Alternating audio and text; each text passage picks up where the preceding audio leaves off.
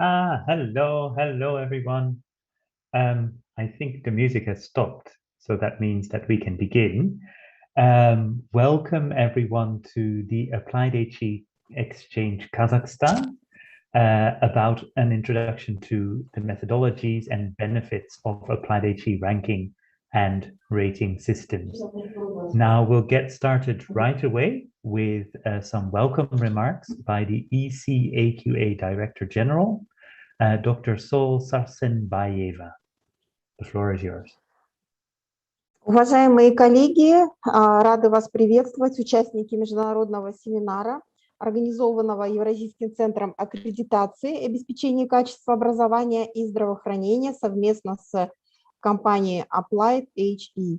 Перед началом я для удобства участия хочу предупредить вас, что вы имеете возможность выбора перевода с русского на английский, и если есть необходимость написать в чат на русском или на английском языке, также вы можете это сделать. Благодарим Владимира, переводчика, который присоединяется к нам, и вы на нижней панели, пожалуйста, выберите в окне Zoom, там, где глобус и написано слово «перевод», выберите удобный для вас язык для того, чтобы вы могли активно принимать участие. То есть Евразийский центр аккредитации в этом плане обеспечил для вас такую возможность.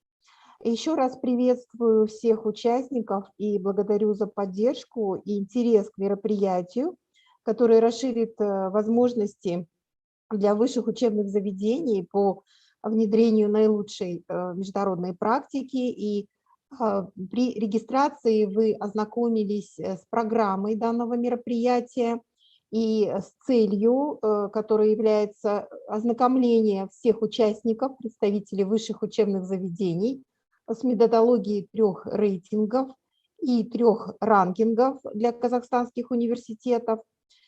И я слово для приветствия передаю заместителю директора Департамента высшего и послевузовского образования Министерства образования и науки Республики Казахстан Бану Мукатаевне Нарбековой.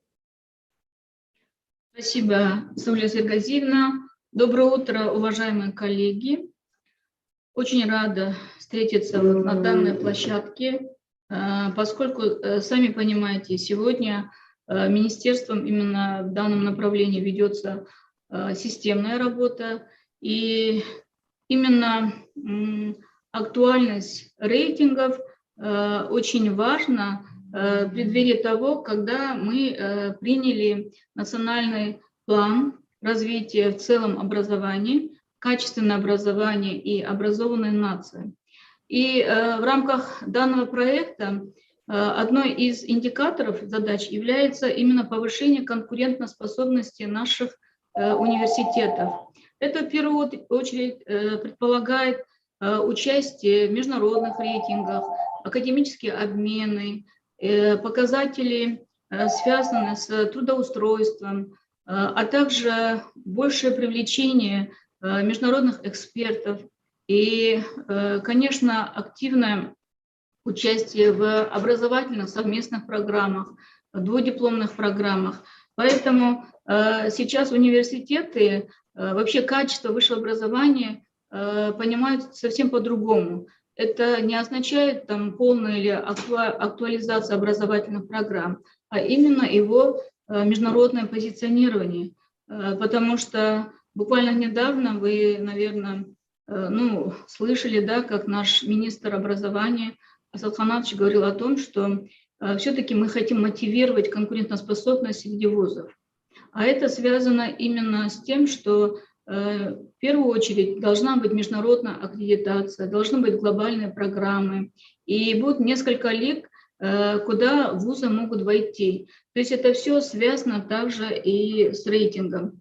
И я хочу поблагодарить сегодня основателя данного ранкинга Манди Мок и, конечно, представители Сауле Сергазиевна, да, генеральный директор сегодня Евразийского центра аккредитации и обеспечения качества образования, здравоохранения, сегодня дали нашим вузам возможность участвовать в данном вебинаре, потому что как раз данный рейтинг, она отличается от других тем, что здесь больше внимания уделяется на сотрудничество с работодателями и также на развитие именно научного потенциала. Поэтому и в первую очередь обучение, оценка, скажем, качества образовательных программ, то, что немаловажно сейчас у нас в системе высшего образования. Поэтому хочу пожелать нашим коллегам успешного проведения вебинара. И я думаю, сегодня те презентации, которые будут представлены на данном вебинаре, будут очень полезны, потому что чем больше будет опций у нас вообще в системе высшего образования, чем больше будет участников, заинтересованных именно в развитии высшего образования, наших международных партнеров и агентств, которые проводят аккредитацию, я думаю, как раз это все сподвигнет наши вузы более такому мотивированному, да, повышению качества. И, конечно, конкурентоспособность именно наших университетов в первую очередь зависит от их международного позиционирования. Поэтому спасибо вам, и я надеюсь, что мы, конечно, наверное, будут очень полезны конструктивные рекомендации по итогам проведения данного вебинара. Спасибо. All right, and then it's time for welcoming remarks by the AppliedHE CEO and founder, Ms. Mandy Mok. Mrs. Banu Navikova, Deputy Director of the Department of Higher and Postgraduate Education of the Ministry of Education and Science, Professor Dr. Sol Sasanbayeva, ECAQA Director General, Kazakhstan. Good morning, everyone, and welcome to this very special AppliedHE Xchange Kazakhstan webinar, which we are proudly co-organizing with the Eurasian Center for Accreditation and Quality Assurance, ECAQA. My name is Mandy Mok, and I'm the founder and CEO of AppliedHE. AppliedHE is the new kid on the block in global higher education evaluation and branding, having been founded in Singapore in January of 2020. But AppliedHE is also old school with my almost 2 decades of experience with QS. I pioneered the expansion of QS Quacquarelli-Symonds into Asia for almost 2 decades, during which time I set up the QS Asia office in Singapore and launched a range of conferences, including QS Apple, Maple, World Class, QS Subject Focus, and QS Worldwide. QS Worldwide was the first event organized by the Singapore office outside of Asia in Nizhny Novgorod, Russia, to be exact. While a great personal achievement, it also put me at odds with QS headquarters in London, as I was now invading Europe. Eventually, this led to me leaving QS in 2019 and starting AppliedHE, finally giving me a platform to realize my vision. Since launching in 2020, AppliedHE has been moving fast despite COVID-19. We have launched 3 different webinar series, a social media platform, 3 different ratings, a university ranking, and a host of other innovative higher education services. Today, it is my pleasure to present some of our products and services to you with my colleague, Mr. Peter Stack. Today's program goes like this. Peter will start by presenting the 3 AppliedHE rating systems. And after this, I will provide you with an overview of AppliedHE as a company and its various products and services. And finally, I will hand the stage back to Peter, who will present 2 of our rankings. The AppliedHE Private University Rankings ASEAN, which is currently in production and scheduled to be launched in the first quarter of 2022. If health restrictions are lifted by then, we will be hosting a physical event in Kuala Lumpur or Singapore, and you're all warmly invited. I'm sure all of you are looking forward to networking and traveling and returning to a normal pre-pandemic lifestyle. We hope that this ranking will become a template for a future Central Asian ranking. The second ranking that we want to present is the Responsible Research Ranking, which is an idea we have had for a long time now, and which we hope to be able to realize with our partners from Central Asia. So please do not hesitate to post any questions you may have in the Q&A or the chat box. Now allow me to hand over to Peter for the first session on ratings. The stage is all yours, Peter. Okay, thank you very much, Mandy. Let me just make sure I share the right screen. Here we go. So during this first session, I'll be sharing about the 3 rating systems that AppliedHE has developed. Now, essentially, these rating systems try to all answer the same kind of question, which is what makes a university good? Now, that depends often on who you ask, or maybe when you ask them. Some people are focused on getting a job. Others are interested in online learning or hybrid learning. Some are interested more in skills. Some are more internationally focused. Some are focused on sustainability and community, lifelong learning. So what makes a university good is really not a simple question to answer. However, if you're in the leadership of universities, the decision you basically need to make is which kind of evaluation tools fits with our values, with what we're trying to achieve. Because if you pick the wrong kind of scoreboard or the wrong kind of examination framework, then you can't possibly succeed in your mission. So that's why aligning the rating or ranking system with your mission is one of the most important decisions that you're ever going to take. Now, the 3 ratings that we are currently producing, some of them are still in pilot phase, others have already come out of pilot phase, are the AppliedHE Job Ready rating system, which is a kind of 360-degree look at learning and employability. The AppliedHE English Ready rating, which looks at English as a medium of instruction, for instance, an English language MBA or degree program offered in a non-English speaking country such as Kazakhstan. And then the 3rd rating is the Online Ready rating, which basically tries to benchmark online taught degree programs against the global standard. Now, we've had a number of institutions that were recently rated, mainly in the Asian region, Taiwan, Indonesia, India. And let me tell you a bit more. A quick summary about our the Job Ready rating.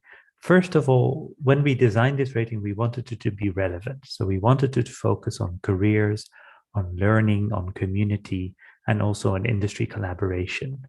At the same time, we wanted it to be versatile, so that we could use the same kind of standard to evaluate, let's say, a diploma granting vocational institution, all the way up to a doctorate degree, based on the same type of criteria.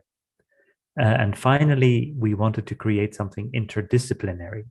So this rating, and only this rating, is actually broken down into 22 employment clusters, which are in a way similar to subject areas, but more focused on what is industry relevant. Now, the rating criteria, we look at outcomes, at delivery, and at the institution itself. And in a moment, I'll share some more slides with you. We'll go really into detail. So outcomes include mainly graduate competences, employability, the salary people receive, and how they proceed after graduating.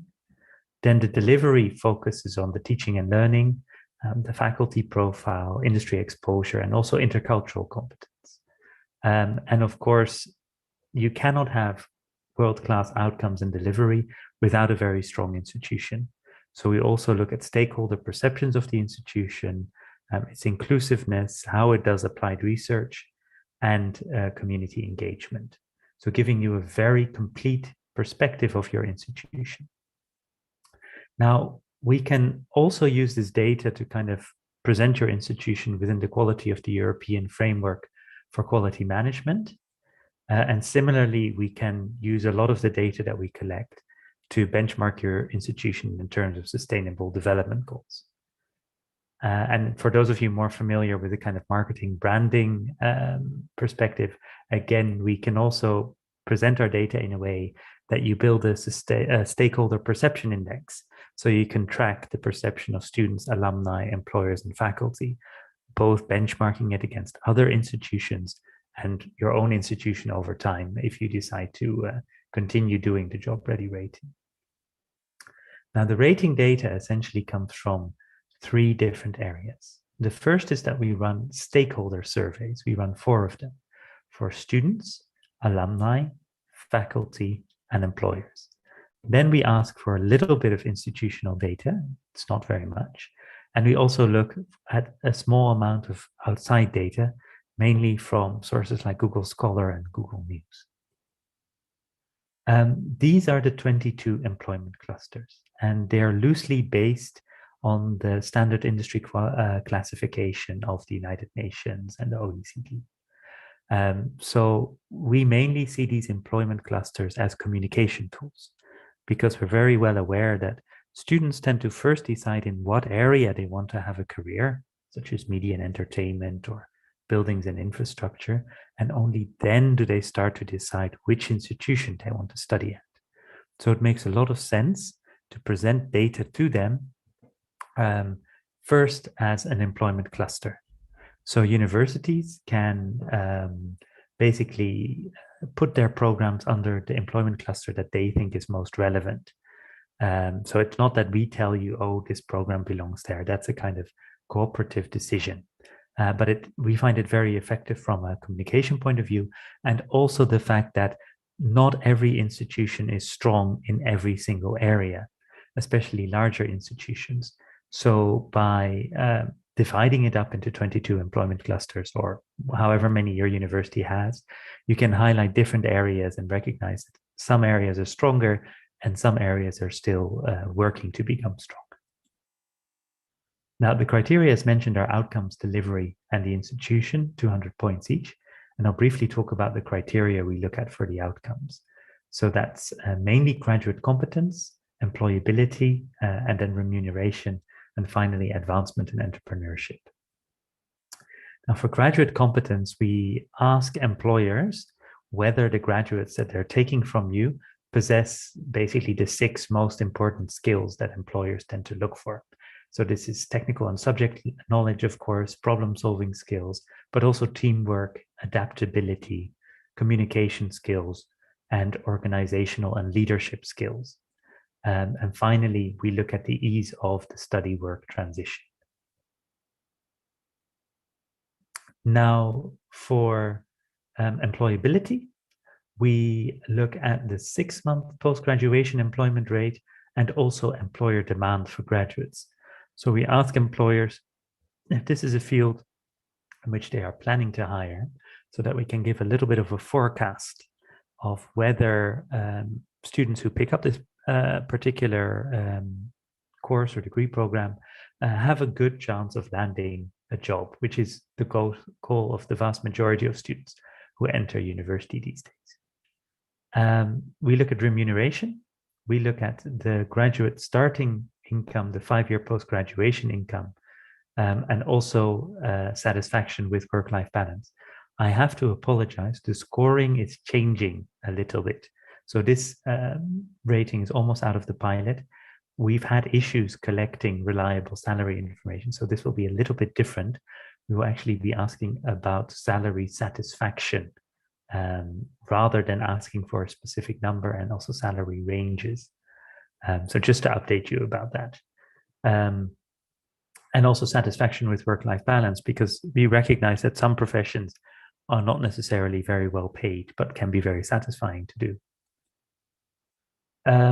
For advancement and entrepreneurship, we basically want to see what the potential is of graduates, and also what the career outlook is of alumni, whether they get lifelong learning support, and also if they have any entrepreneurial action or intent. And that essentially rounds off the outcome. So a very comprehensive look at the outcomes of the institution, mainly focused on careers, employment, which we think are the most important areas for almost all institutions today. Now, if we look at delivery, we look at teaching and learning, which is, of course, a very traditional measure, but one that isn't always properly included in a rating. We look at the faculty profile, where we clearly look at it differently from other institutions. we look at industry exposure, and we look at intercultural competence. Now, for teaching and learning, we basically have a range of questions in our surveys that would be very similar to a national student survey, or maybe even a student satisfaction survey at an institution. Those are very familiar questions. We also look at the completion rate and the faculty's perception of teaching and learning. And we find here that faculty can actually be quite critical of their own institution. So it is a valuable question to ask. For faculty quality, we want to make sure that all faculty have a teaching qualification. And this can be both an internal or an external qualification, but it needs to be there. We want faculty to have some industry experience. We also want them to be satisfied with working conditions, because happy faculty tend to be good faculty. We also look at the faculty turnover. So if an institution has an extremely low or an extremely high turnover, we see that as a potential warning sign. And also faculty holding outside industry appointments, consultancy, professional association, board memberships, what have you. What you will see is missing, or what is purposely not here, is number of faculty with a PhD.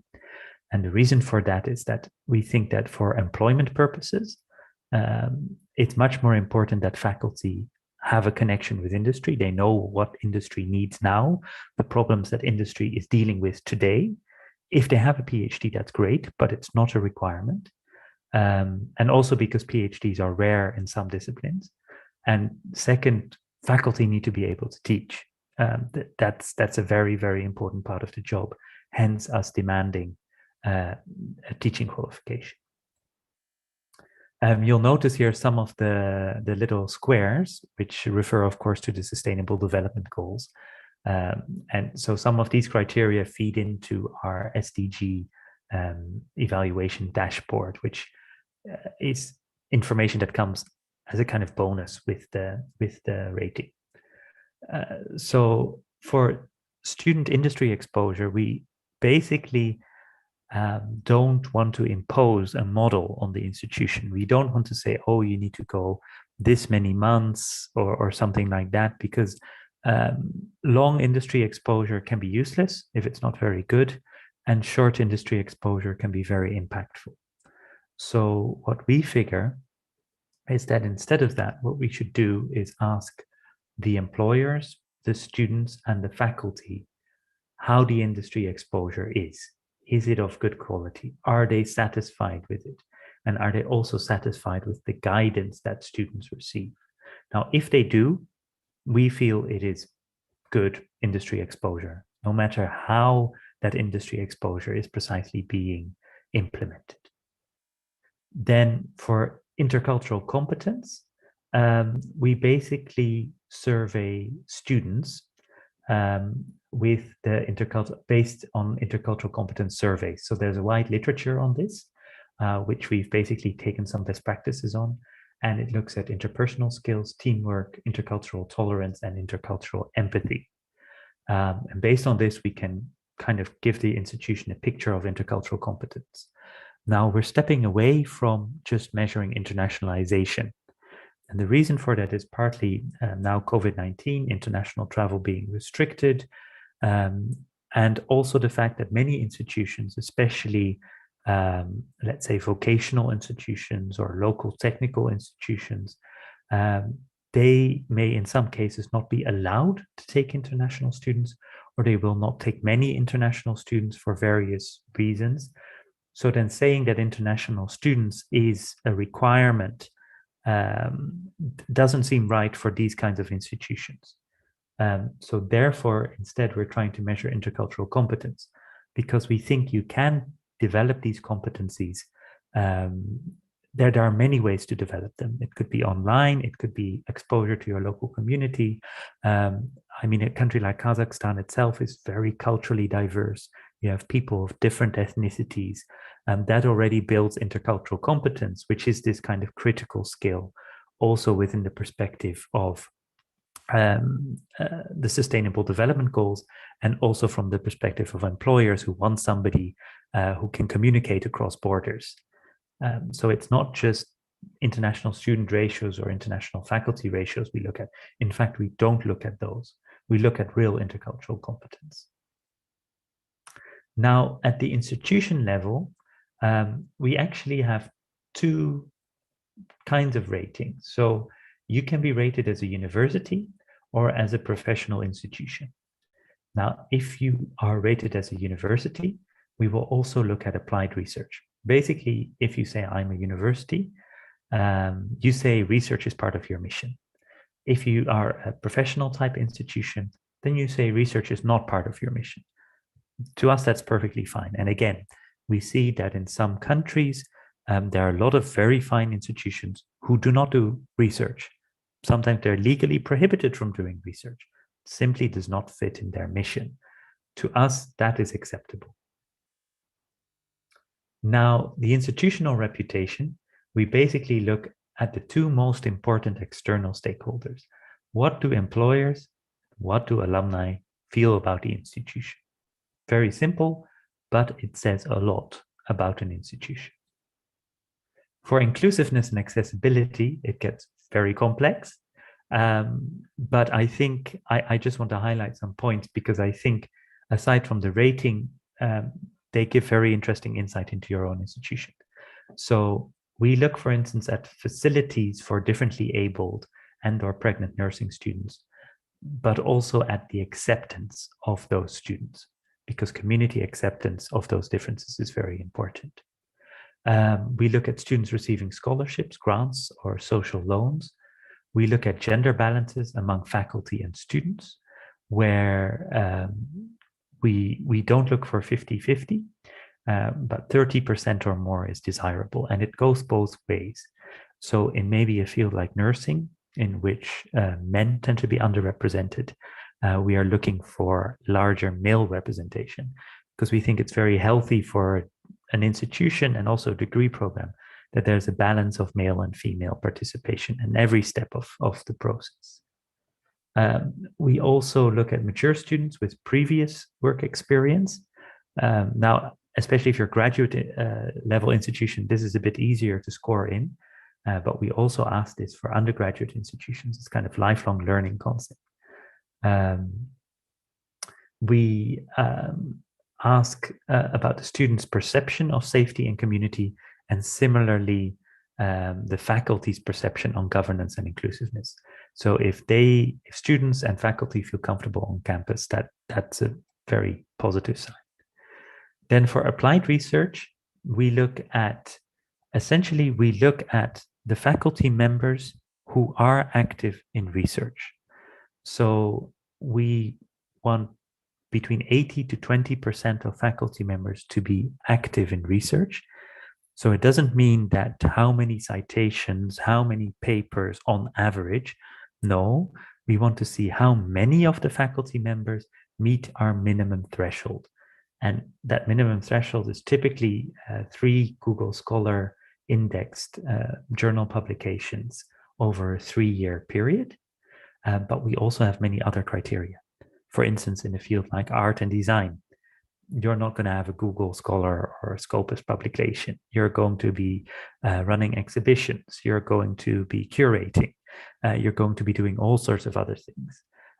Maybe in engineering, if you're more applied, you're not going to be writing scientific papers, but you're going to be contributing to technical committees, etc. Also, similarly, contributions to local newspapers and so on are also valued in that kind of professional activity. So it's much broader than just research. But I would assume that a traditional research-intensive university would have no problem scoring here. We also ask employers about their perception of institutional expertise. Do they come to you if they have a technical problem? And also the ease of industry outreach. Does the institution impose many barriers, or is it a process that is quite smooth? Then for community engagement, we look at positive external media mentions. We look at the online presence, where we borrow webometrics data. We look at awareness of social outreach, awareness of environmental outreach, and satisfaction with extracurricular activities. So again, we don't ask you to report what you do. We instead ask students if they are aware. Some institutions claim they have fantastic social outreach, but if students are not aware, then the impact of that outreach should rightly be questioned. Now, in addition to these kind of points where we're trying to score you, we also collect a lot of qualitative information. So we look at employer profiles, salary ranges, work-life balance of alumni, students' background, why they decided to study, what their career goals are, and also measures of affordability. So we figured that since we're doing this research anyway, we want to create the maximum kind of information for you with the results. Now, this is to give you a quick impression what the surveys look like. So we do a student survey, alumni, faculty, and employer surveys. The student survey, we collect personal information. We always collect personal information. This is because we want to be able to verify that the person who completed the survey is who they say they are. So they need to leave an email address and a telephone number and their name. So this is data that the student directly provides to AppliedHE. And because of that, there tend to not be any privacy restrictions on how we operate. Then the enrollment profile is basically to say, okay, in what year is the student and in which employment cluster are they? And then in the orange boxes, we ask a bunch of questions. And at the end, we ask for certain permissions for future contact, which is optional. And we can add some additional questions if you would like us to do so. Now, the faculty survey, similar principle. The employer survey also, only the employers are kind of divided, whether they take graduates, whether they give internships, and whether they do research and consulting. So it's a kind of streamed survey. They only get the questions relevant to them. And the alumni, again, similar story. Of course, alumni are invited to nominate their own employers and also other alumni. This is the kind of institutional data we look for. Essentially, we want to know the courses that you have, the numbers of students, faculty, alumni, etc. involved. We ask for employability and earnings information, and also completion rates, but these are optional. We use them to compare to what we get back from the surveys. Now, the survey distribution, what seems to work best since a year or two that we've been doing this, is that we issue you with a link that will be something like appliedhe.org/Kazakhstan University, Almaty University, or whatever the name is of your institution. And especially institutions that have been distributing that on social media, they have achieved very high response rates because we see that a lot of responses come in on mobile phones. So many people complete our surveys when they're on the bus or when they're waiting for something, when they're bored with watching TV. And that is when they complete the survey. So that has worked very well. Our platform is very mobile friendly. Then the minimum response rates. We do have a minimum response rate, which is per employment cluster and group. And it's basically 20% or less. So it's not terribly high. We need to put a minimum response rate to give our survey some kind of methodological validity. So yeah, if you have large numbers, of course, the response rates can be much lower.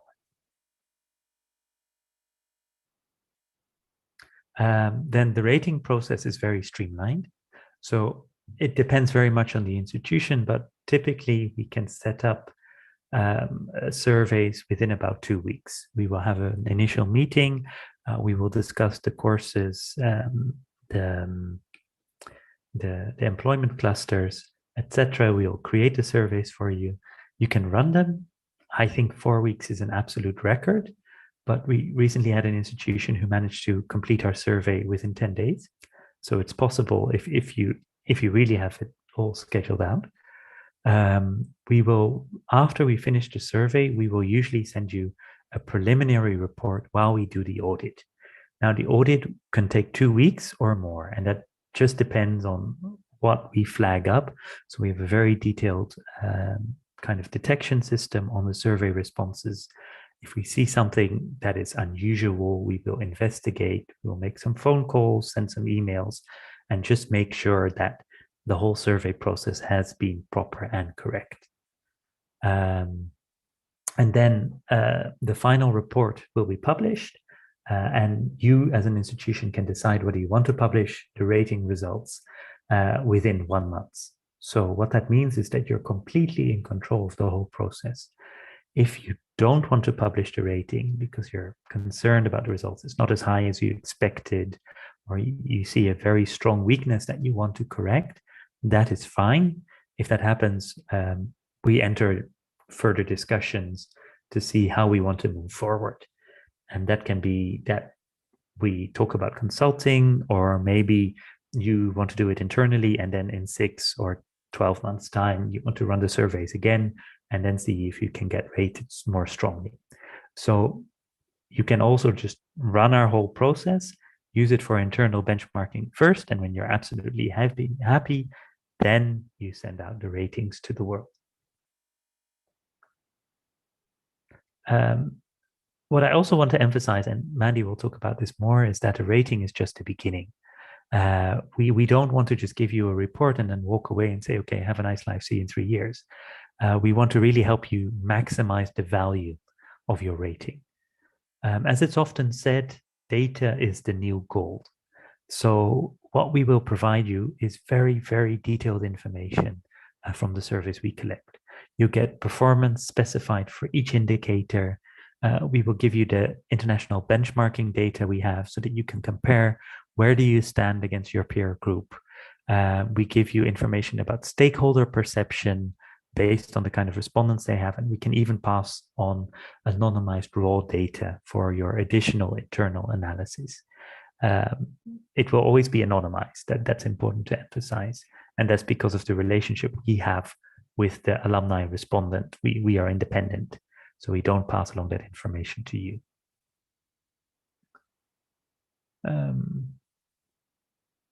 Yeah, you also get a lot of promotional materials. You get a rating badge, you get a certificate, you get confidential rating reports, you get a place on our website, AppliedHE.com, and we can also help with a news release on our Google Index news service, AppliedHE Extra Extra. So there's a lot of kind of automatic promotion that comes with publishing the rating, which, yeah, is additional value added. Right now for our pilot, we are only publishing a stakeholder insight report and some online rating results. And so this is just what it looks like for now. But I expect early next year we will be able to give you the full amount of data. So this is a university in Indonesia. They had very high student satisfaction scores, which is of course independently verified data that you can immediately start using to promote your own institution. And we will help you along the way to do that. Now, the next rating I want to talk about is the English Ready rating. And I assure you this one it's a much lighter tool. What I just presented, Job Ready, is kind of our flagship rating. This is a much lighter, much quicker tool. And it is aimed at setting a global standard for English taught programs, so-called EMI programs. It's aimed to help you target internationally focused students who value English. So that's both local students who want to study in English and international students who want to study in English in a country like Kazakhstan. And finally, it helps you with stakeholder insight to really understand student and faculty perspectives on EMI, because it is a very complex situation. So just for some background, what precisely is EMI? EMI is English as a medium of instruction, and it is a growing trend because English is very entrenched in international communication, in science, in business, and in diplomacy. So obviously universities are responding to that trend and they're teaching more in English. And teaching in English can often be to attract local and international students, whether it's for short-term exchange or for a full degree program. Now, it's important that both the students and the faculty, for them, English is often not their first language. So they're communicating with each other in another language. And that makes it different from, let's say, an English program taught in the United Kingdom, where most of the people there will be speaking English as their first language. And what we see basically is that there are huge differences in the level of EMI between countries and institutions. So in some institutions, you will really not notice the difference whether you're studying in the United States or in Kazakhstan. All the classes will be in English, all the books, the materials, the class discussions, everybody speaks English. But sometimes English as a medium of instruction means maybe that the book is in English, the first 5 minutes of class is in English, and then the professor switches to the local language. That's very common if there's many, many local students. The exams might not even be in English, or the exam is in English, but the question is not in English. So as you can see, there's huge, huge differences in what is EMI. Now, the challenge, as I mentioned, is that there's no global standard. And also that forcing English on an institution can actually lower the quality of instruction. Because if you have students whose English is not very good and not very confident, and you've got faculty whose English is not very good, then that can cause big problems. Now, EMI is often also combined with English as a second language. So whether implicitly or explicitly, and this changes, of course, the kind of program you deliver. And finally, EMI is often imposed top-down. So the kind of strategy people understand that EMI is something that the institution needs to do, but then implementation on the work floor in the classroom is often a different story, and it can create a lot of resistance. In fact, it always creates resistance initially, and then if it succeeds, there is support. So what do we look at when we evaluate EMI? First of all, we look at the frequency of English use in class by both students and faculty. We basically ask them, how often is it used? Is it all the time? Is it never? Is it in between? We ask about the intensity, whether the course components, all the course components are available in English.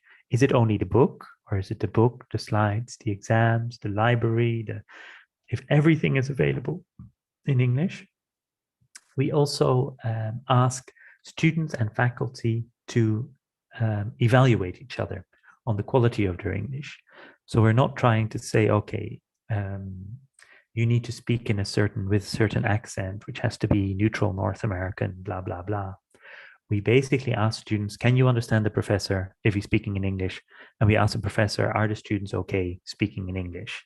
That we think is a much more informative message, partly because English is such a diverse language. Who are we to say, oh, your English accent is not good enough for ABC? So hence this approach, this very flexible approach. Now,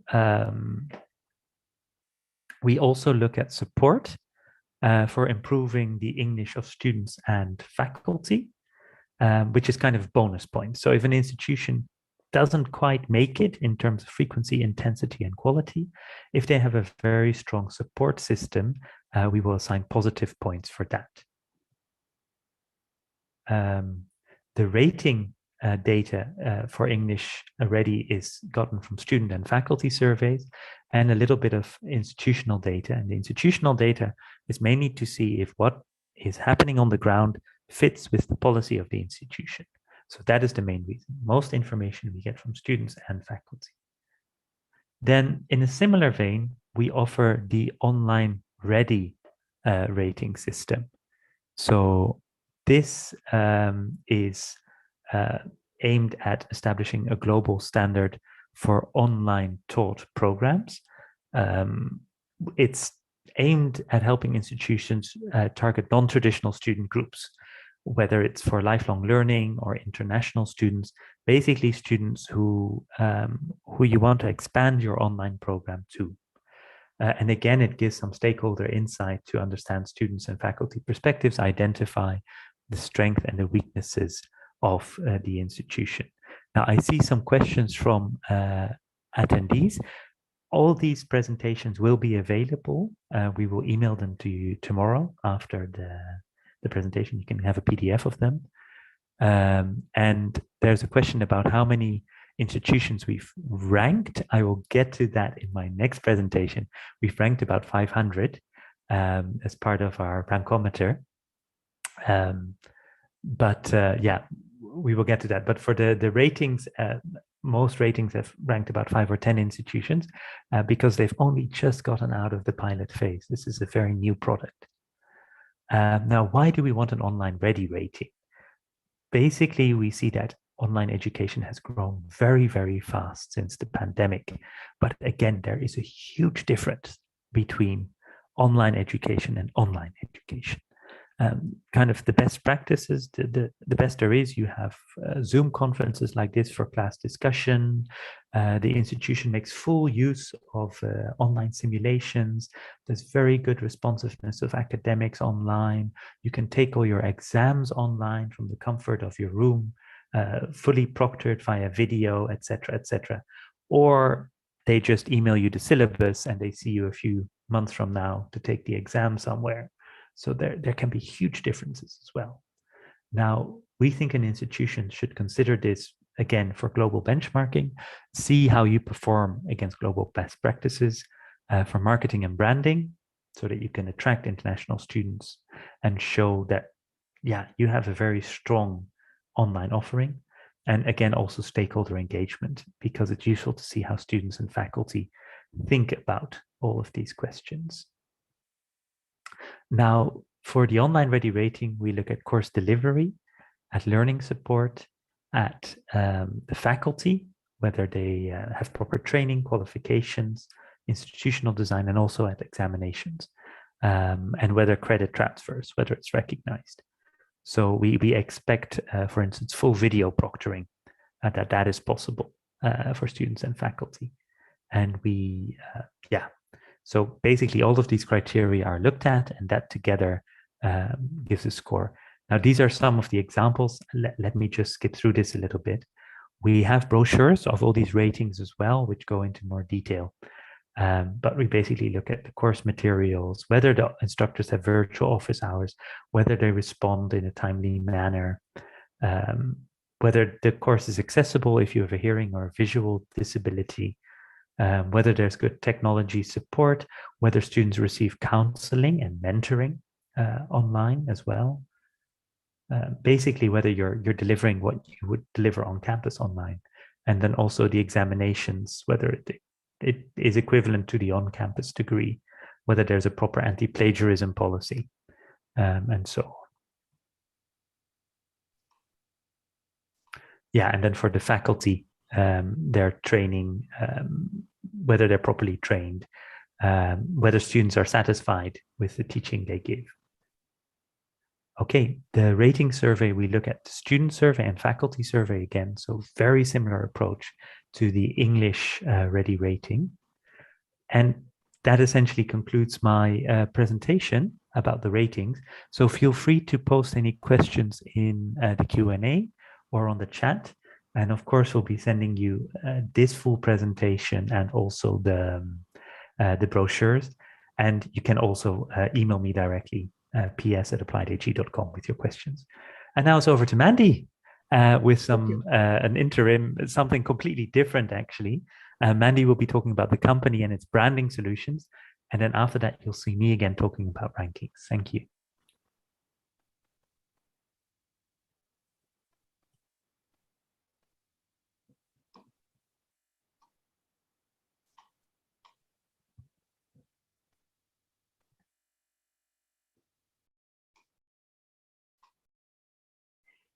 Hello again. Can you see my screen? Yeah, can see. Okay. Well, I hope you found Peter's presentation on the methodology of the 3 AppliedHE rating systems useful. Not only do the ratings help you gather ground intelligence of your key stakeholders, they can also serve you as benchmarking tools to help you with your KPIs and strategies, and also as affordable marketing tools for global branding and reputation, including the recruitment of local and international students.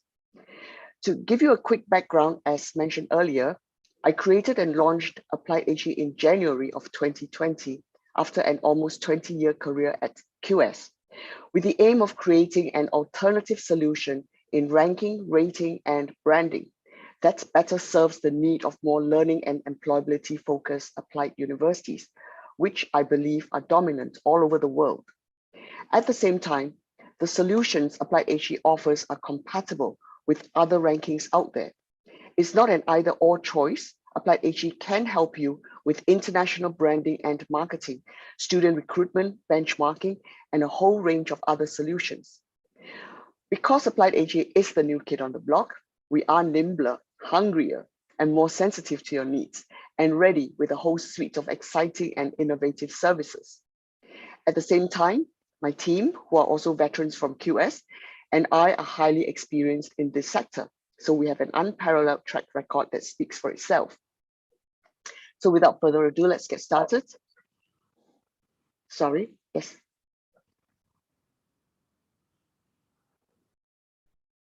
Oh. Thank you. Okay. Do you want me to start again or continue? Okay. So we have produced AppliedHE as a fresh, modern, and totally relevant concept in benchmarking and branding of higher education institutions, offering solutions that's focused on employability and learning. As mentioned, AppliedHE was launched on the 1st of January of 2020, so we're still very young. And now you have an alternative choice from what is currently available in the market. A globally oriented higher education evaluation and branding company that is rooted in... Okay. All right. Okay, I'll go really slow. We are a globally oriented higher education evaluation and branding company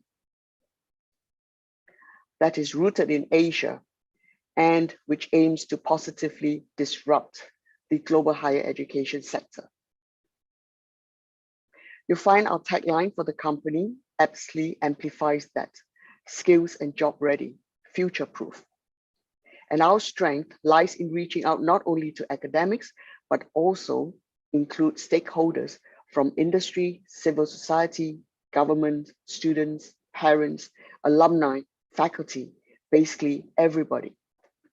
Is that okay? Is that better?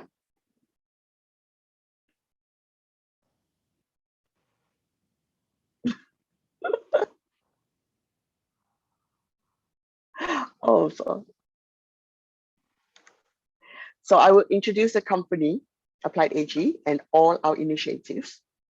From evaluation tools, that's a set of ratings which Peter has introduced the technical part of it, but I will talk about the promotional benefits of the ratings, to building your global reputation and networking solutions. And of course, our special events and special projects.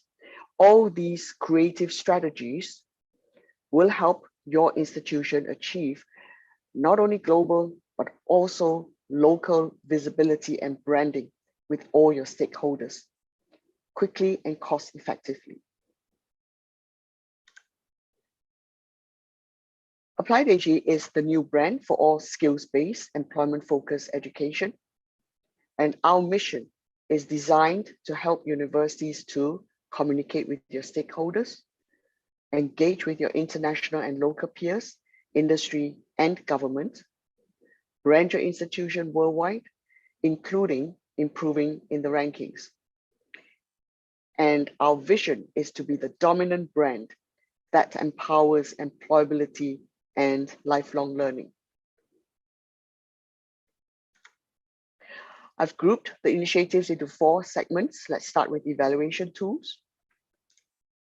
Peter has gone through the technicalities of our 3 ratings, the job ready rating and English ready rating, and the online ready rating. But what I want to touch upon are the promotional benefits of the ratings. They not only serve as benchmarking tools, but they are also effective and affordable marketing tools for your institution. They can benchmark your institution's performance for quality improvement, as our criteria are relevant and implementation is relatively quick. And it is not just a rating per se.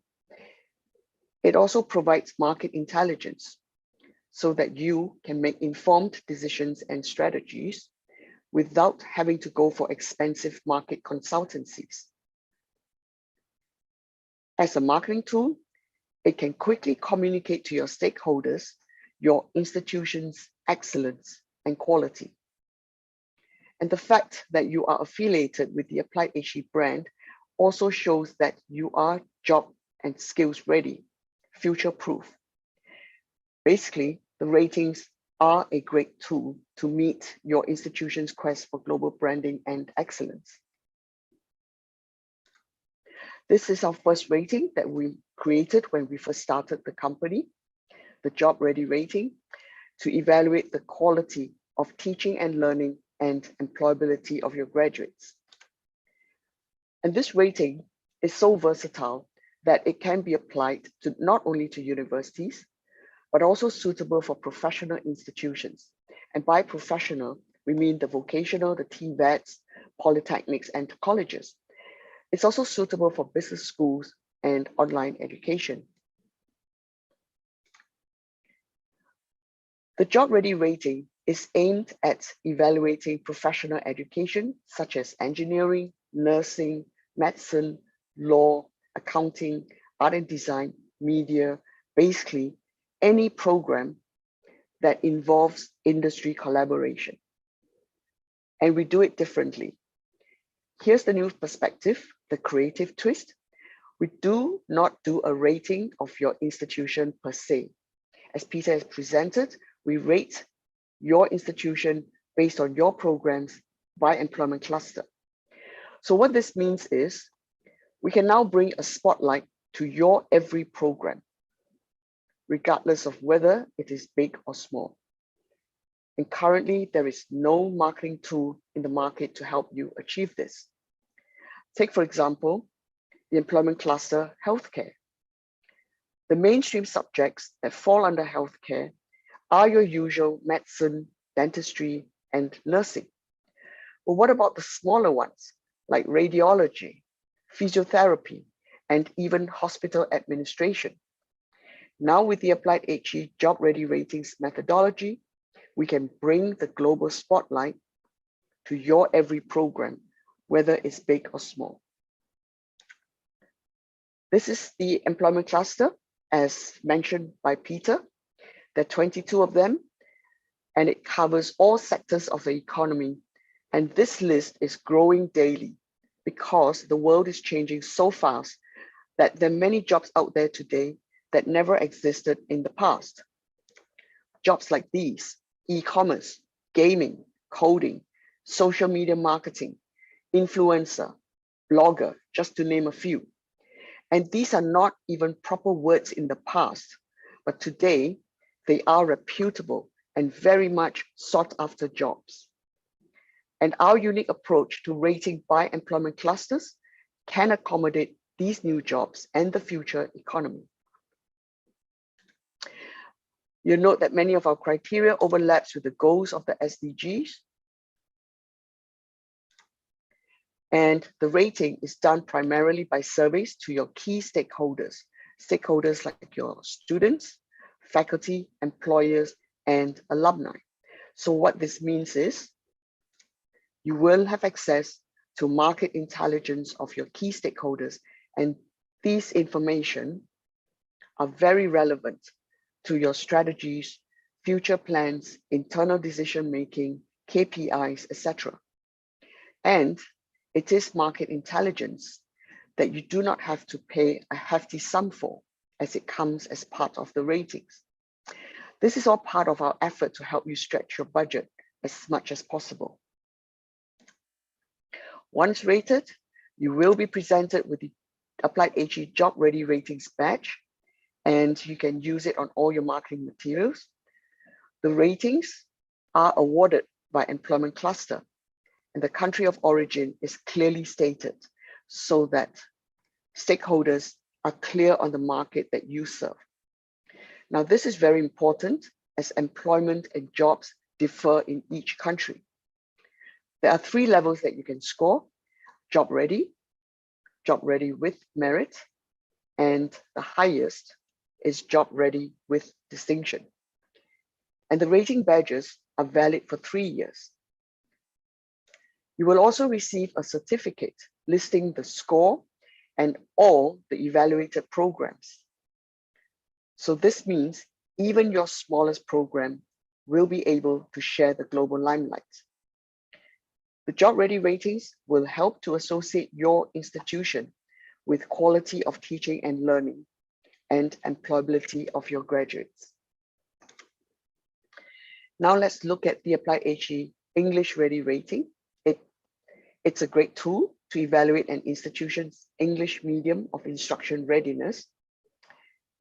And as you know, many universities around the world now offer programs in English, but the level and completeness of English language instruction varies greatly, especially for universities from non-English speaking countries, which offer English language degree programs.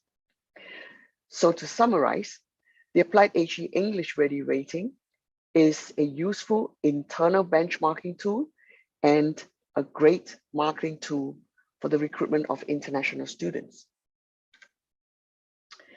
The English Ready rating enables you to rate the extent and quality of instruction in English, not just for individual programs, but also suitable for departments and/or institutions. It's a great tool for international benchmarking of EMI and identifying strengths and weaknesses. It's also an effective tool for the recruitment of international students. And of course, the surveys help you to better understand your stakeholders' perception of EMI. Once rated, you will receive a badge and a certificate, which you can use on all your marketing materials and let the world know that your programs are English ready. I'm pleased to say that we have completed the pilot with universities from Vietnam, Taiwan, and Indonesia. The third rating is for online programs. In today's environment, online degrees are an increasingly appealing alternative to traditional on-campus programs. Online learning is here to stay, and even if things go back to normal, it won't be the normal that we know, but the new normal. Which is why we need to be ahead of the curve now, as there is a huge demand for online courses. The future is going to be a hybrid mix of online and physical attendance, and the earlier we're ready for it, the better.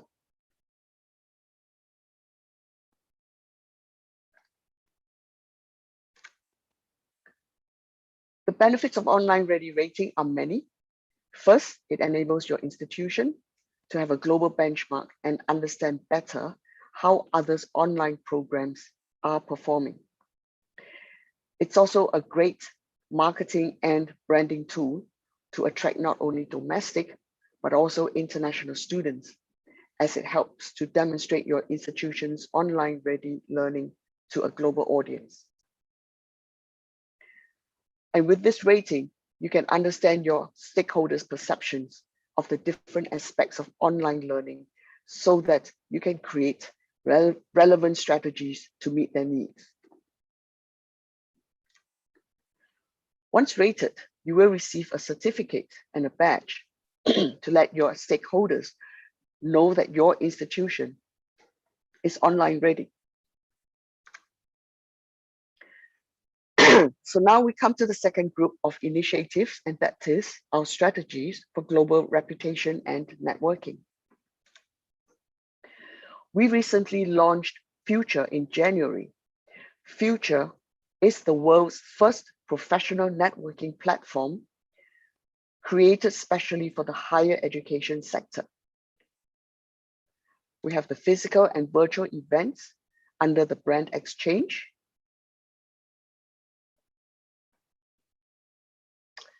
And we also have an e-news wire called Extra Extra, now indexed by Google News. Future was launched on the 20th of January of this year. It is the world's first professional networking platform, specially created for the higher education sector.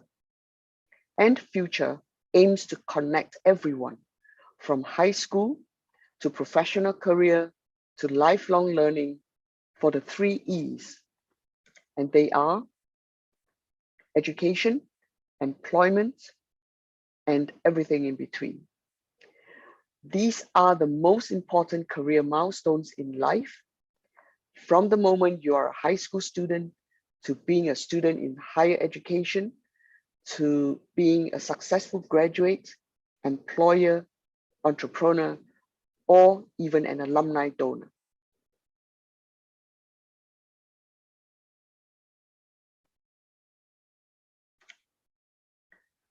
For ease of use, Future is just like any other social media. The difference is Future provides all the relevant stuff that is important to the higher education sector, like news and information related to universities, courses, scholarships, internships, research collaboration, student and faculty exchanges, resumes, jobs, industry news, lifelong learning, alumni engagement and management, and even networking at all stages of your life. In short, eventually Future will include the entire higher education and career experience, from leaving high school to retirement. So think of Future as the passport for life. It's free, and it is the only professional networking platform you'll ever need. So please sign up for Future and encourage your friends and peers to sign up too.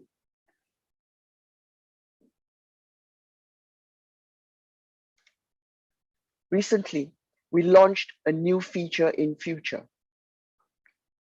to help you with alumni engagement and management service. Institutions of higher learning in many parts of the world have long underestimated the value of their alumni network.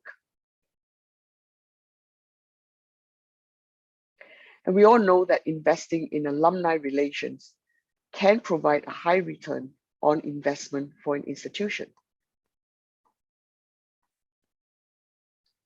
A strong alumni engagement strategy is not built overnight, but fortunately, we can help your institution get started.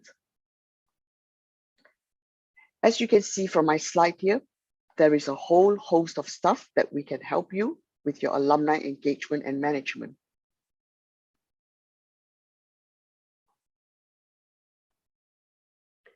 And you can even design and customize your page on Future to reflect your institution's branding, like the demo of NTU Singapore here. You can read all the text later, as the slides will be provided to you after this webinar. I just want to draw your attention to the 2 main points in bold, and that is, Future is currently globally accessible, and Facebook, or Meta as they are known now, is not accessible in China. And the second point is, this is a free service, so please do take advantage of it. If in doubt, do ask for a demo. We can connect easily with you via Zoom. And to give you a heads up, we are now in the process of building an alumni relationship management system to help you manage your alumni more efficiently.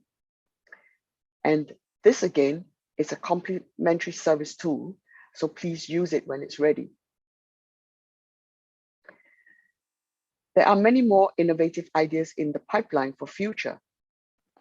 We aim to nurture the be-all and end-all of human capital, starting with high school progressing through degree study, embracing professional career, and lifelong learning.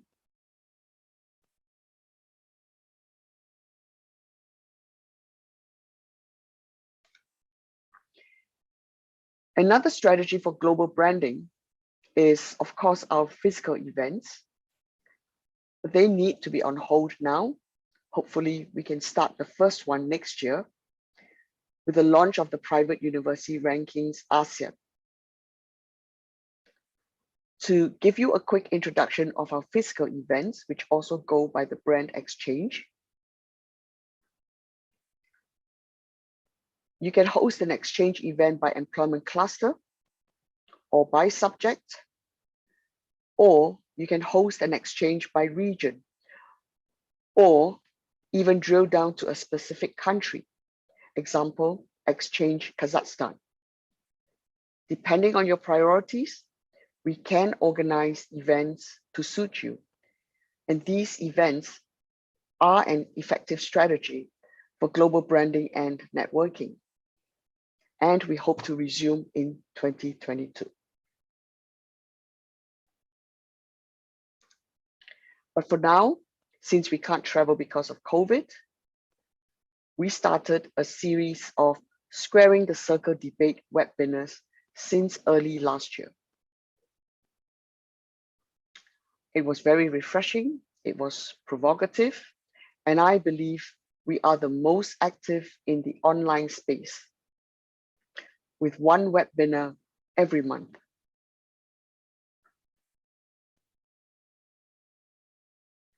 We just finished episode 5 on 3rd November. That's the last one for the year. And of course, we will be continuing this series into 2022. So please look out for our emailers.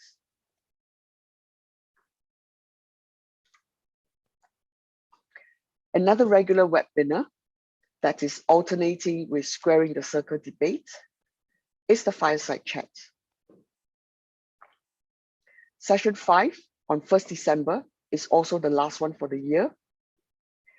And like Squaring the Circle debate, we will be continuing the Fireside Chat series into 2022. Okay, and just like this year, we will have a webinar on every first Wednesday of the month with Fireside Chat and Squaring the Circle debate alternating every other month. So I hope to see all of you on 1st December for the last episode of the year for the Fireside Chat.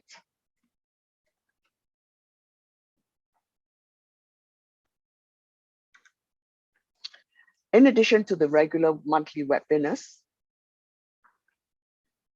we also organize bespoke webinars according to clients' topic of interest.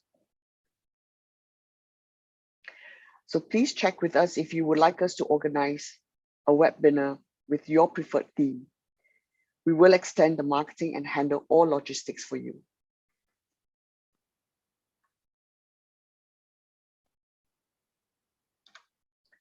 And we have our e-newsletter, Extra. This is again unique to AppliedHE. Here we can help you promote your institutional news on the global stage.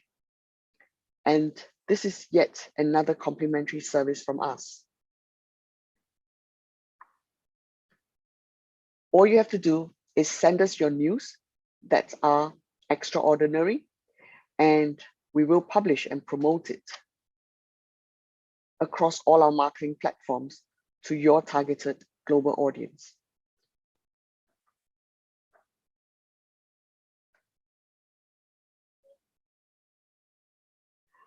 This is a great and targeted medium to showcase stories from your institution to the world at no charge at all.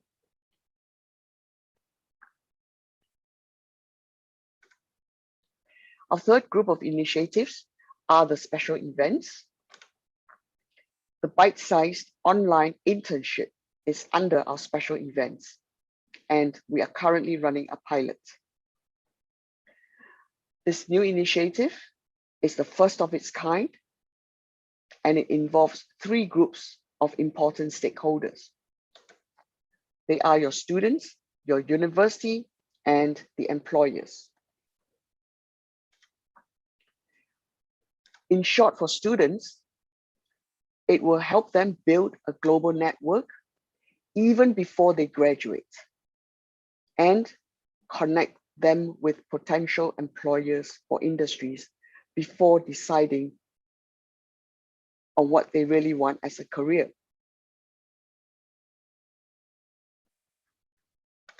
For universities, they will enhance the students' uni experience by exposing the students to an international online environment and connecting them to prospective international employers.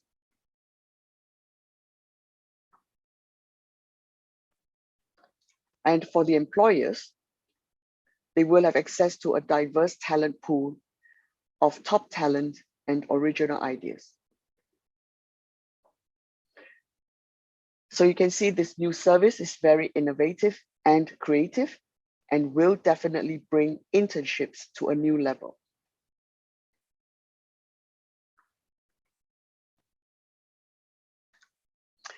Also under special events is the AppliedHE Fireside Chat with students.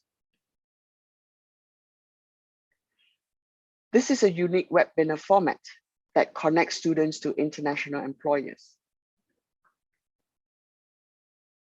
hence allowing students to gain insight into the recruitment process and employer expectations, while providing employers with an opportunity to connect with talented students. This event is promoted globally, and it is a highly visible presentation of an institution's commitment to ensuring its students' international employability.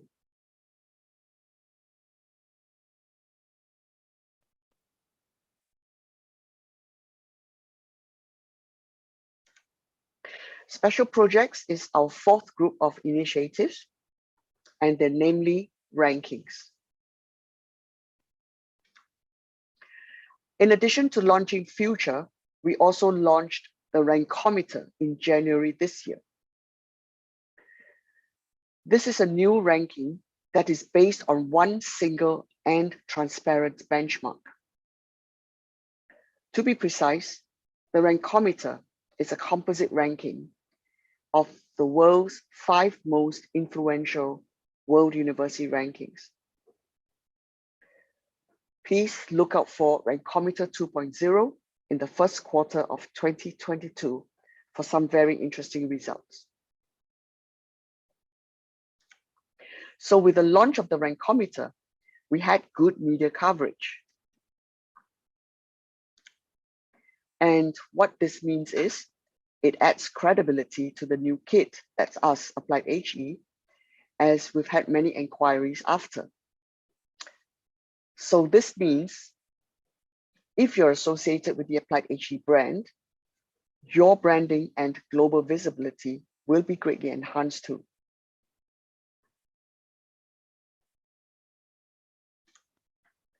And so with the recent success and excitement from the launch of the Rankometer, plans to launch more important and relevant rankings are in the pipeline. We're scheduled to launch the AppliedHE Private University Ranking for ASEAN in the first quarter of 2022. And we hope to launch a ranking for Central Asia in the pipeline. Another very unique ranking to look out for are the national rankings. We have plans to produce a national ranking for both the private and public universities in each individual country. Discussions with many countries are already in motion. So what are the national rankings? They are a ranking of the private and public universities in your country. Over my almost 2 decades with my ex-company, we have heard so many complaints that the current rankings are not fair because they're putting such heavy emphasis on international reputation and research, etc. While they're important, these criteria are less relevant to your students and mission, where the key concern is your students getting a job. So how can your institution succeed when the rules don't fit? So supporting the AppliedHE national rankings is your chance to rewrite the rules of the game in terms of university rankings. The national rankings will help to attract and nurture the nation's best talent, taking employability to the next level. So now you can take this opportunity to change the narrative, change the discussion. You can be the rule maker and not the rule taker. So we're looking for a local supporting partner in each individual country. Please contact us if you're interested.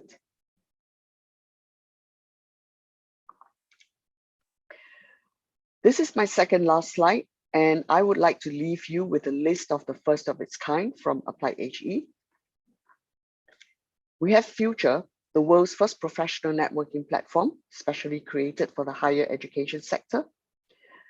Alumni engagement and management solutions, bite-sized online internship, and fireside chat for students.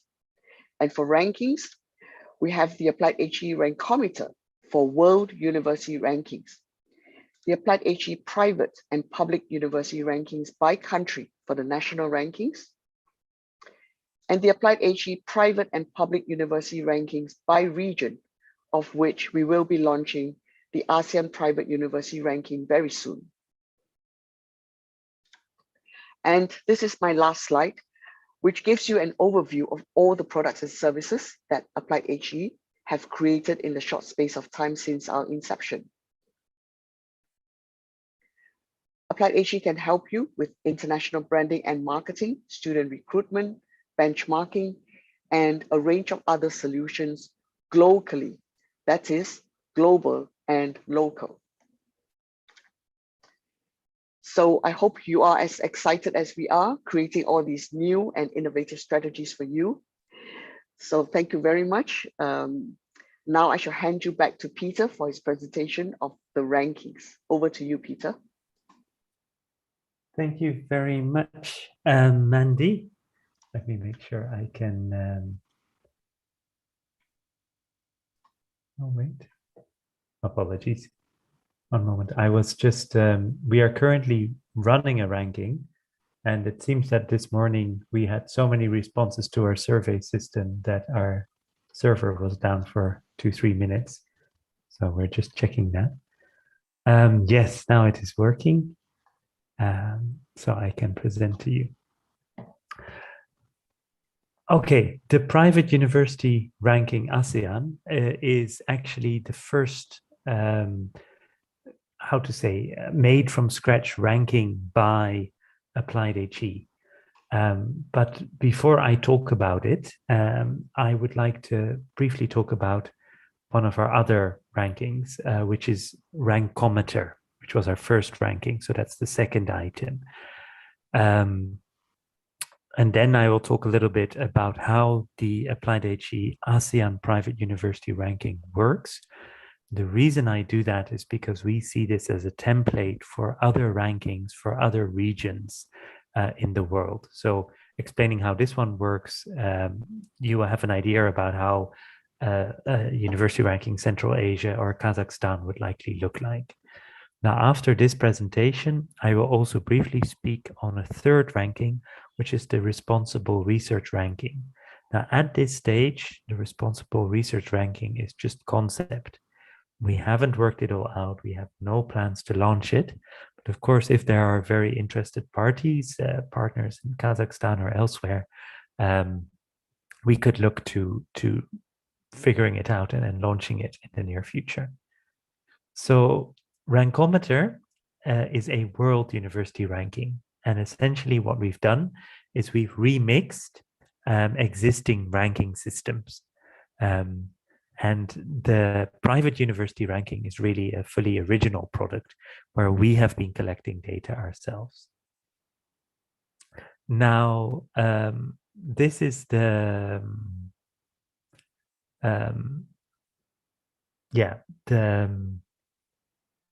rankometer. The rankometer is a composite ranking of the world's 5 most influential world university rankings. So the first rankometer that we launched is very, very simple. We have plans for a second edition where we want to do it a bit more complicated. But this first one was just looking at the world's 5 most influential world university rankings. Now, why should you bother making a composite ranking like Rankometer? Well, mainly because there is no single definition of university excellence, as I already said in my rating talk as well. Right? There's no single university ranking system that everybody agrees on. And arguably, that's a very good thing. There are actually multiple ranking systems. So there is a plurality of ideas. Many people think slightly different things about what good universities are. And therefore, it is nice to know what the consensus opinion is of a university's global ranking. You may do well in QS, but you're not so good in THE, and you're okay in another ranking. Where do you really stand? So we included 5 rankings. The World University Ranking, published by QS, the Academic Ranking of World Universities, published by Shanghai Ranking Consultancy, another World University Rankings from the UK, then the Leiden Ranking, and the Webometrics Ranking of the Web of Universities. So these rankings were chosen purely because they have the largest number of hits in Google News. They are the most frequently mentioned ranking in discussions when we are measuring this. And they rank at least 1,000 institutions. I mean, Webometrics ranking is very impressive, right? It has almost 12,000 institutions. The others do at least 1,000. So there are more rankings than this that rank at least 1,000 institutions, but they are really not mentioned very often in the news. So that includes the Russian triple mission or something like that ranking, and some other ones. So that's interesting to note those huge differences in influence between the influential rankings and the non-influential rankings.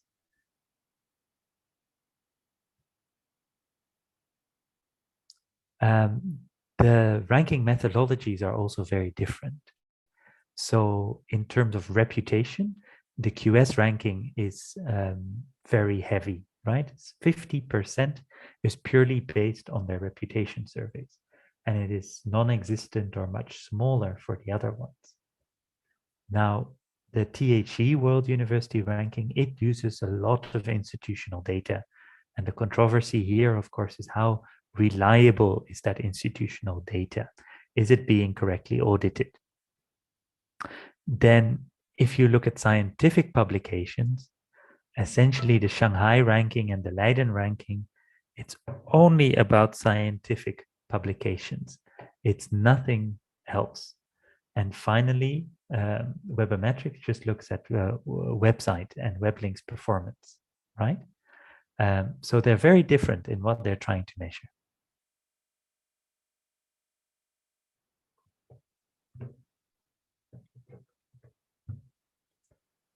The way that we do the calculation is very simple.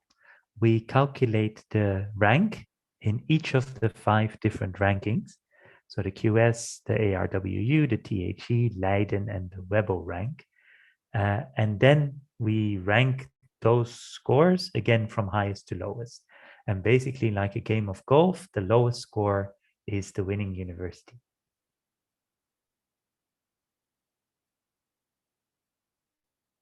I'm very sorry, my slides are not changing so fast. To give you an example how it's done, for the position, this is Tsinghua University in China. You get points, so they score 15 points in the QS ranking, but only 101 in the Leiden ranking, and then we add that up. That's basically how it works. So very transparent way of doing the comparison. Now, what comes out of this ranking? What is the global consensus in a way of the top universities.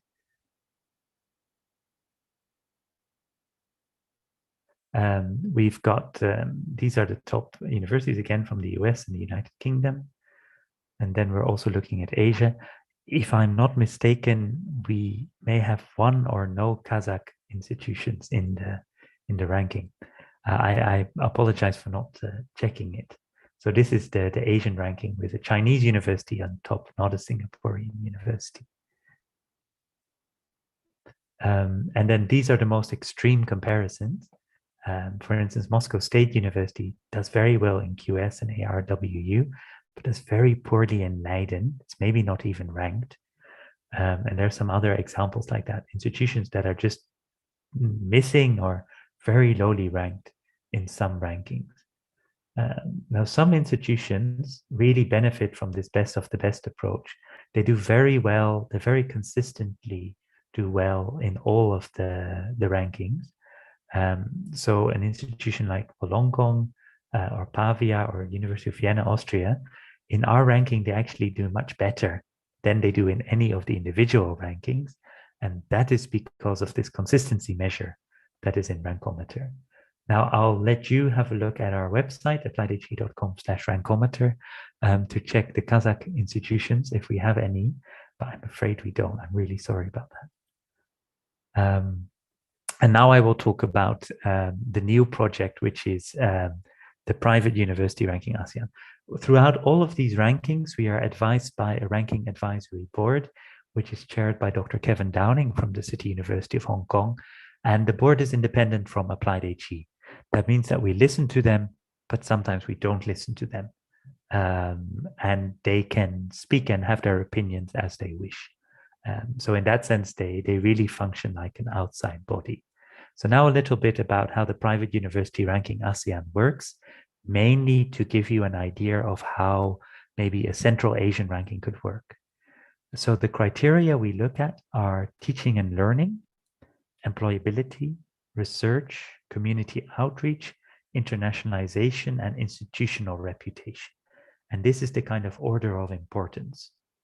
And we expect that if we do another ranking for another region, we will change the criteria a little bit, maybe add one other criteria if there is good data for it, and it's very relevant for that region.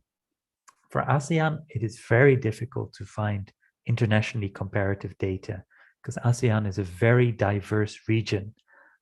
You have really emerging economies like the Philippines or Indonesia, and very advanced economies like Singapore. So you have everything. So it's very hard to compare.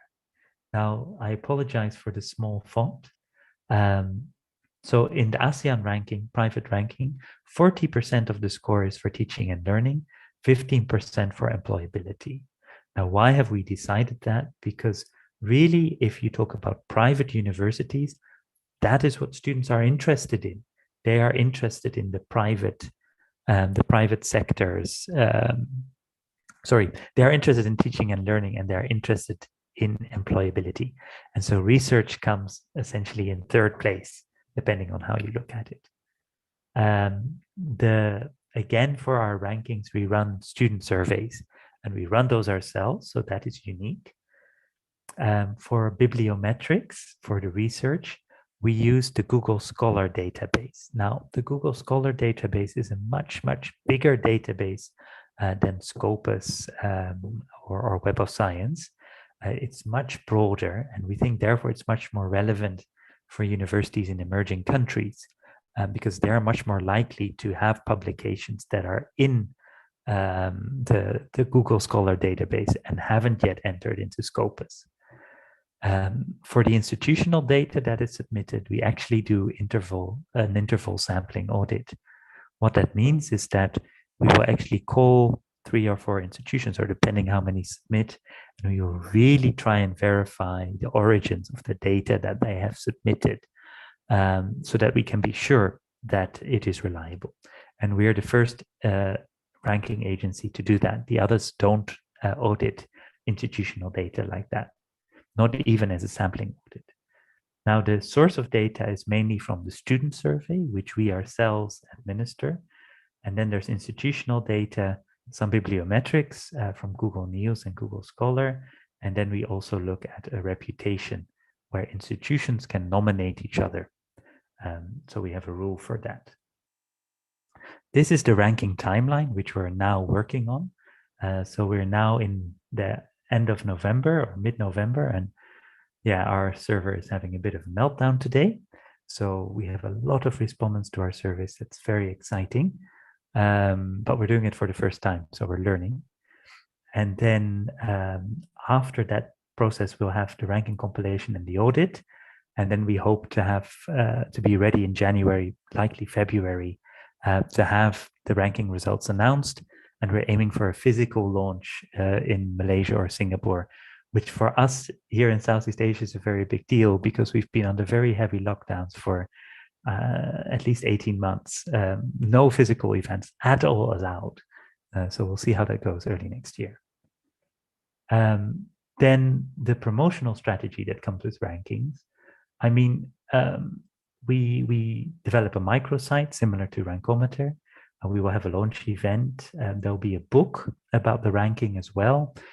We are planning for some media exposure and also media partnerships to really get the news and the word out there. Now, very often the media likes rankings. It's a little bit like sports, right? It gets people excited. And so it's very suitable way to promote universities in the context of a ranking, especially if the ranking measures those things that are really important to the universities in the community. Again, there is a lot of promotional material that comes with the ranking. We also give you all the data that we collect on your institution. You get that back. So even if you just want to participate for the data that you can get out of it, may be worth doing. And again, data is the new gold, and we're very open. We share everything we collect with you. So it's not currently part of our consulting packages that you need to buy it from us. You just get it back. You give us data, we give data back. Now, it's useful to quickly compare what the ratings and the rankings, how they are different, because this is where there's often confusion. Now, the ranking is a public service, non-paid by AppliedHE, and it gives you an impression of the global standing of your university within your country or community, whatever it is. The job ready rating is basically looking at your local stakeholders. So it is possible that because of the nature of your institution, you don't score as well in rankings, but you still score with full merit in the rating. So in that sense, it can make a lot of sense to do them together. And actually the criteria, they overlap. The ranking does these things a little bit lighter, whereas the rating really goes in depth and looks at all the dimensions, as I explained in my first presentation. If you do the rating, you have already collected all the data we need for the ranking survey. So it's very easy to do the ranking. Then, why should you do a ranking with AppliedHE? This is a little bit early to persuade you because we haven't launched it yet. But we think you should do it with us because the criteria and weighting is relevant, right? There's an opportunity for peer benchmarking, seeing where you stand. Now, I think it's likely within Kazakhstan, you know where you stand. But I think especially in the regional context, it's often very difficult to know. How does an Indonesian private university compare to a Malaysian private university? Very hard to say. The saying often goes, if you are ranked, you exist. It's helpful to be ranked because at least you're on the list. People are looking at you, even if you don't rank as high as you would like, and there's no charge. So that would be reasons to join our rankings. And I think that it's important to note that this kind of ranking is voluntary because we need you to help us with student surveys. So it's you volunteer to join in. So we will never be able to rank all institutions. We just rank the ones that want to join in, and we promote them. That's how it works. It's partly supported by institutions, of course. We are a private organization, So we can always use your help. And now I am going to stop sharing, and I'm going to very quickly talk about the responsible research ranking, which, unlike the other ones, is still more or less an idea. It hasn't gone into production yet. Okay.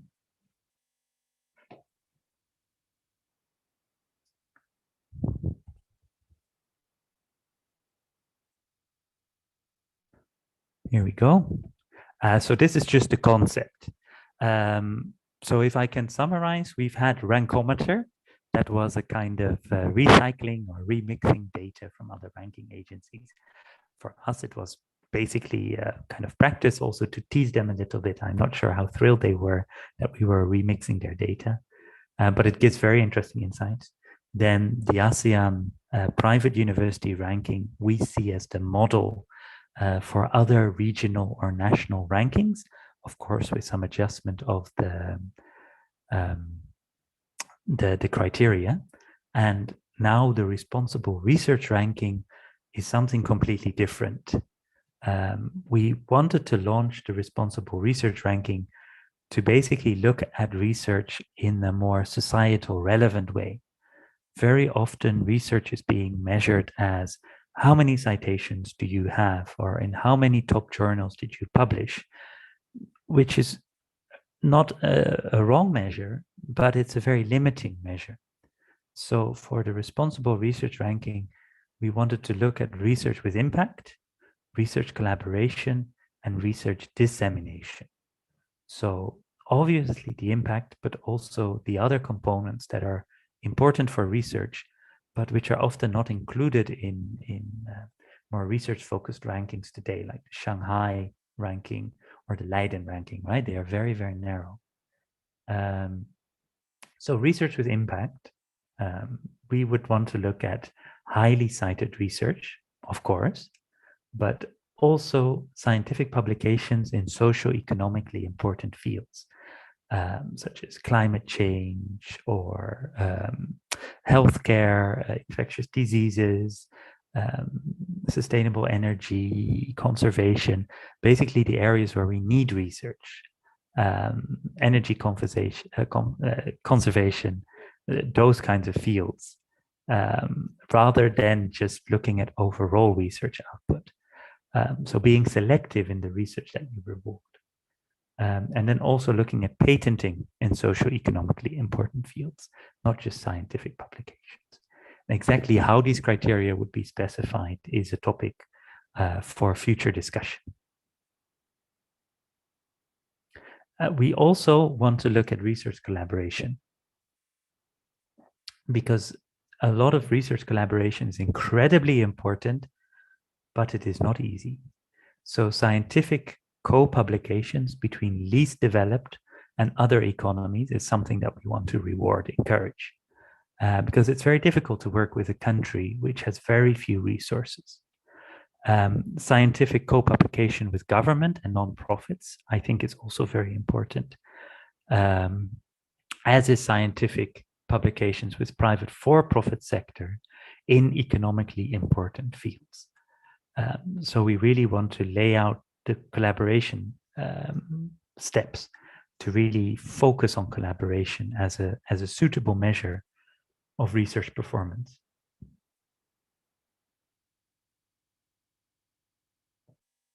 And then finally, we wanted to look at dissemination. So we would look at the value of the university website, which is Webometrics, and also mentions on Google News, whether the research is being mentioned there. Now, the exact weightings of these criteria is still a point of discussion, but things we need to talk about if we're talking about making this happen, and I'm just throwing this out here, would it have to be national, or would we want it to be a regional or a global ranking even? I mean, that's all possible. It's a very flexible framework. We would need to have access to suitable bibliometrics, i.e. a database. We've had discussions with some bibliometrics companies in the past. These are difficult discussions. if you have $1 million lying around, it's an easy discussion, but if you don't, it's a difficult discussion to get this kind of data. So that's something. And then, of course, sponsorships or partnerships, where maybe the partner is more deeply involved in actually putting together the ranking, and we would play maybe more of an advisory or promoting role. Something like that might be more suitable to make this happen, rather than it being a completely AppliedHE controlled project. So those are just some thoughts in our mind. And I'll leave it here because it indeed is a concept. We don't have an execution timeline right now, but it is, I think, something very interesting that we would like to do in the future. And so if there are willing partners, again, please email us or drop a line in the chat, and we'd be very happy to get in touch. I think this concludes my presentation. And it's now my pleasure to invite for the closing remarks, once again, the ECAQA Director General, Dr. Saule Sarsenbayeva. Please.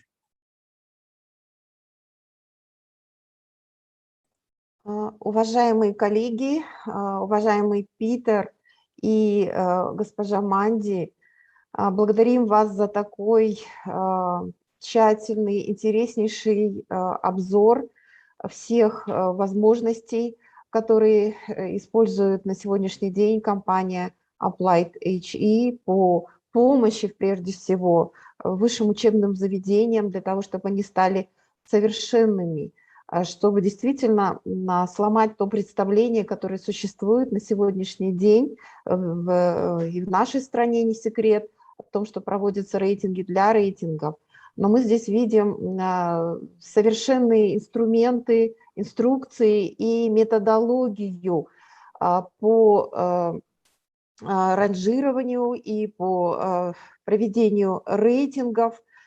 Причем вот здесь включены очень интересные темы. Это ранжирование в отношении работодателей, организации высшего, послевузовского и профессионального образования, по научным исследованиям, методология преимущества международных рейтингов трудоустройства и качество преподавания на английском языке. Вот это очень важнейший на сегодняшний день рейтинг. На сегодняшний день, наверное, у нас в стране нет пока ему таких аналогов именно по методологии преимуществ рейтинга, именно преподавания на английском языке. У нас это сейчас в стране очень актуально, потому что большой приток студентов, англоязычных, иностранных студентов предъявляет требования и к качеству преподавания в стране, причем именно профессионального образования.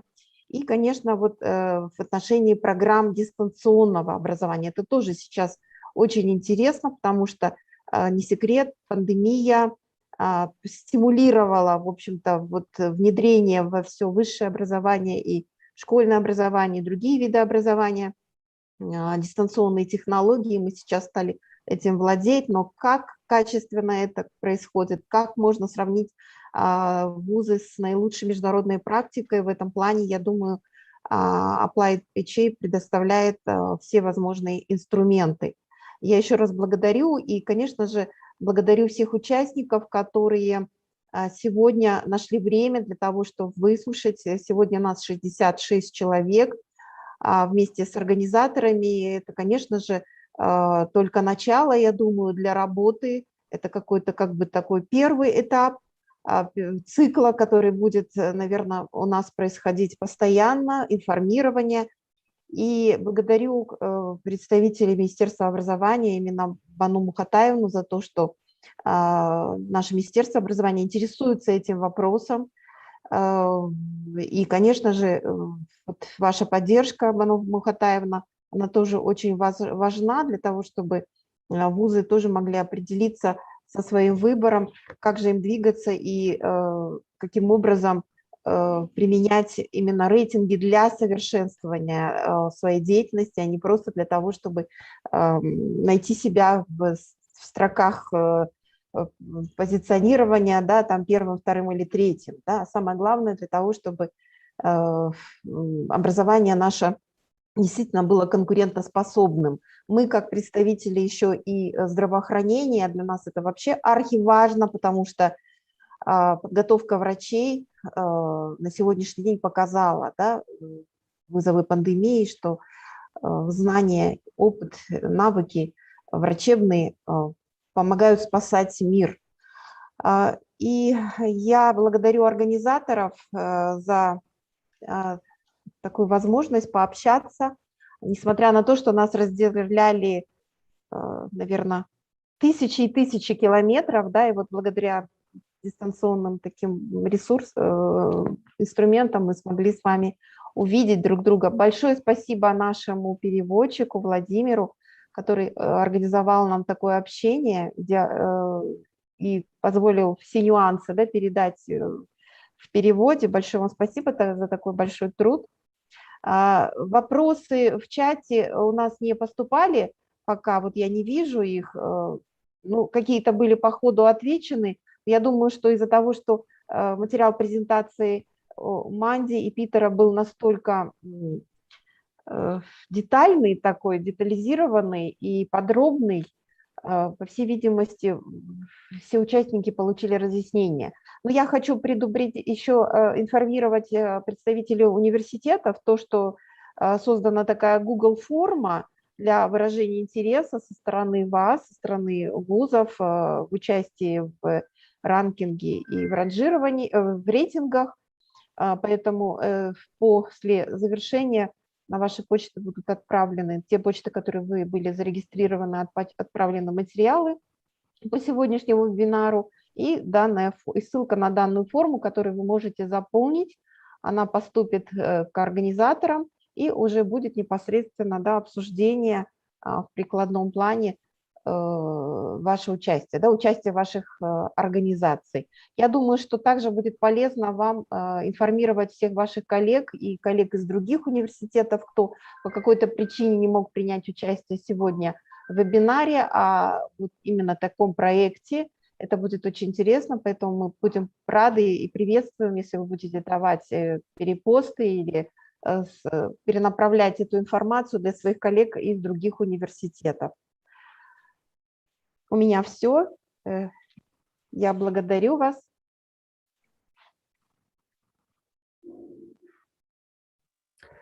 All right, and then thank you very much for those kind comments. And then it's now the floor is open to the AppliedHE founder and CEO, Ms. Mandy Mock, for her final words. Thank you. Thank you everyone for your time today. I hope you've enjoyed the presentations and discussions and find the information useful. I'd like to take this opportunity to thank Mrs. Banu, our host, ECA QA, especially Dr. Saul and Dr. Farida, and her awesome team, Mary, and of course, interpreter Valdemir. So sorry for the speed. I hope you managed to get whatever it is. Well, big thanks to you, the audience, for taking the time to join us today. And we strongly believe that AppliedHE is the right fit for universities in Kazakhstan. So please respond to the email messages that will be sent out by ECA QA after this webinar. The plan is to rate and rank all universities in Kazakhstan so as to increase the quality of higher education in Kazakhstan. And of course, we look forward to working with all of you.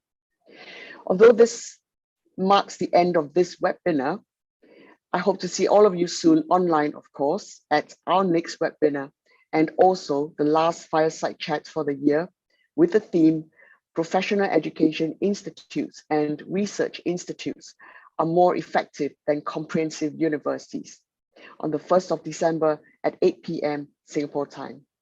See you all soon, and thank you very much once again. Bye for now. Okay, bye-bye.